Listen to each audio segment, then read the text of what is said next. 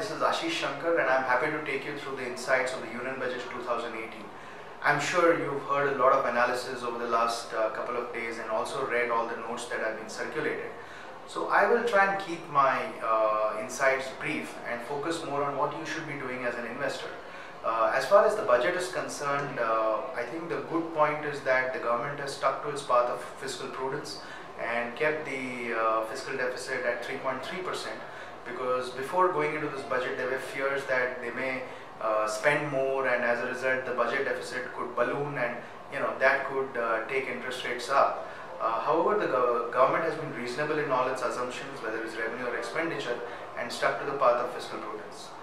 Second, they have a healthy and reasonable allocation to the rural economy as well as the infra economy, whether it is housing for everyone in the rural areas, whether it is increase in MSP prices, and the allocations to sectors such as railways, defense, as well as highways.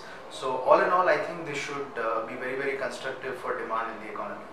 As an investor, what should you be doing at this point in time? The government has levied a long-term capital gains tax of 10% on equities, on funds as well as direct stocks.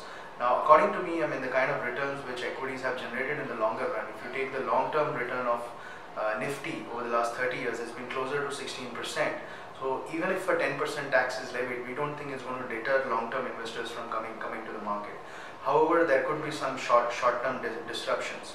The good part is they have grandfathered the gains till January 31st, which means that you don't have to pay any tax on the gains that you've made till 31st January. This is a very practical step, and this will ensure that people don't panic and sell out between now to March.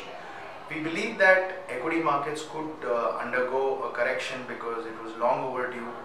Last year was a phenomenal year. Mid caps did close to 45%, small cap index did close to 60%. So a lot of the correction that is happening right now is actually a reaction to the strong bull market that we saw last year. A lot of not so good companies also rallied, so that correction is warranted. But some of the good quality companies which present an opportunity to buy. We believe the earnings cycle has kick-started and it will be very, very strong, especially in cyclical sectors over the next couple of years. So please utilize the next 2 months to put in your money into equities and get invested. So if you were waiting for a correction, here it is, and you should utilize these 2 months to get fully invested. We favor funds or portfolios which are more tilted towards cyclicals, and I'm sure our team will share recommendations with you on that front. For fixed income investors, it could never have been better in the last 3 years. The 10-year yield has shot up close to 770. AAA bond yields are closer to 8%. So today you can build a nice AAA, AA mix FMP, which can give you closer to 8%. Short-term bond funds are looking quite attractive. And you could also look at dynamic bond funds. We've so far been messaging people that you should stay away from duration products, but given where yields are, we believe that this is the right time to start looking at duration products like dynamic bond funds. So all in all, the budget was very, very practical and clinical, and as an investor, I think it's giving you an opportunity to allocate your monies depending on your asset allocation and get invested. And now that the uncertainty is behind us, I think markets will start focusing on earnings as well as global factors.